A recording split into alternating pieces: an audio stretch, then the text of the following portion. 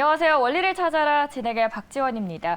방금 전에 새누리 아나운서가 발표를 해줬듯이 뉴욕 증시가 휴장하는 동안 3월 고용보고서가 발표됐습니다.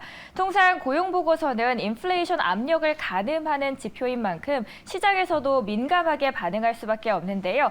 저희 자세한 이야기는 신중호 앵커와 함께 나누도록 하겠습니다. 앵커님 안녕하세요. 네, 안녕하세요. 저희 오랜만에 또 주말 지나서 월요일이 찾아왔습니다. 네. 시장 어떻게 보셨나요? 일단 지난 주말에는 미국은 부활절 휴가로 주식시장은 휴장을 했었고 채권시장은 12시에 조기 폐장을 했습니다. 근데 채권시장이 금리가 좀 상승을 했어요. 그 영향이 바로 고용 데이터가 나왔기 때문인데요. 비농업 신규 취업자 수가 12개월 만에 예상치를 하회를 했지만 그 내용을 보면 그래도 이게 긴축의 고삐를 그러니까 느슨하게 할 정도는 아니었다라는 평가가 나오고 있는데 23만 6천 명이 나왔습니다. 여전히 장기 평균선을 큰 폭으로 상회하는 양호한 실적이고 무엇보다 실업률이 더 낮아졌거든요. 전월에 대비해서. 그러니까 실업률이 더 낮아졌는데 경제활동 참가율이라 그래서 한마디로 이제 일자리를 찾으려는 사람이 많았는데도 불구하고 실업률이 낮아졌다. 그만큼 일자리 창출이 원활했다라고 볼 수 있는 거죠. 그리고 이제 시간당 평균 임금도 0.3%로 나오면서 전월에 0.2%보다 소폭 높아졌습니다. 예상치에 부합하긴 했지만 그래도 임금이 조금 더 올라간다라는 그런 얘기가 나오다 보니까 보시면 아시겠지만 CME 패드 와치에서 25bp 금리 인상 5월에 FOMC 있거든요. 70%로 더 높아진 상황이기 때문에 이제 지난 주말에 채권 시장은 조기 폐장했지만 오전의 장에서는 미국의 2년물이 또다시 4%에 육박하는 상승세를 보여줬습니다.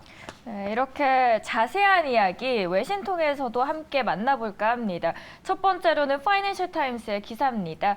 제목을 이렇게 뽑았습니다. Labor Market Cool Down, 고용시장이 쿨다운, 식기 시작했다라는 제목이네요. 본문에서는 수치가 구체적으로 나오는데요. 지난달 비농업 신규 고용 건수는 23만 6천 개가 증가했다라고 발표를 했습니다. 다우존스가 앞서서 예상했던 수치보다도 약간 밑돌았는데 킵박스 통해서 자세히 보도록 하겠습니다.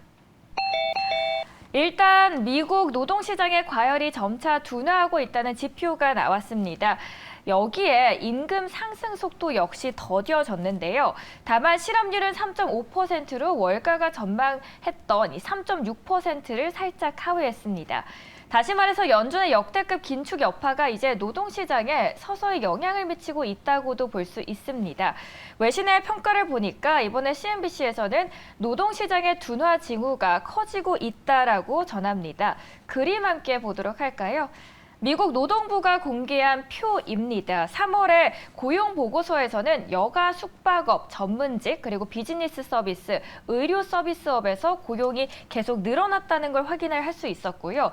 그리고 3월에 레저, 접객업은 7만 2천 개 일자리가 늘어났는데 서비스 분야에서도 일자리에 거의 채워져 가고 있다는 걸 확인할 수 있었습니다.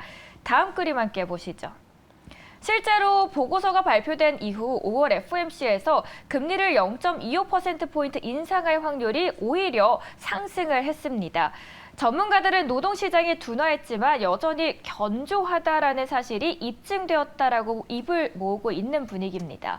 앵커님, 이번에 고용 발표가 연준에게는 어떤 의미로 다가갈까요? 일단은 고용지표에 소위 말하는 붕괴가 나타나진 않았기 때문에 5월에도 금리 인상을 하는 거 아니냐라는 우려 내지는 이제 금리 인상에 대해서 이제 이렇게 아까 말씀하신 것처럼 25bp 올리지 않겠냐라는 시각이 지금까지는 존재하는 건 맞아요. 근데 이 고용 데이터보다 더 중요한 지표가 이번 주에 발표가 되죠.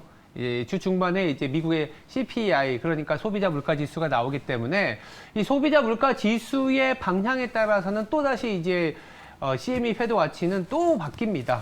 예상치는 또 바뀌어가기 때문에 예상컨대 이번 주 주중반에 아마 저희들 또 자세하게 말씀드리겠지만 아마 이제 6%, 전월에 6%였던 물가 지표가 5% 초반, 경우에 따라서는 4% 후반이 나올 수도 있거든요.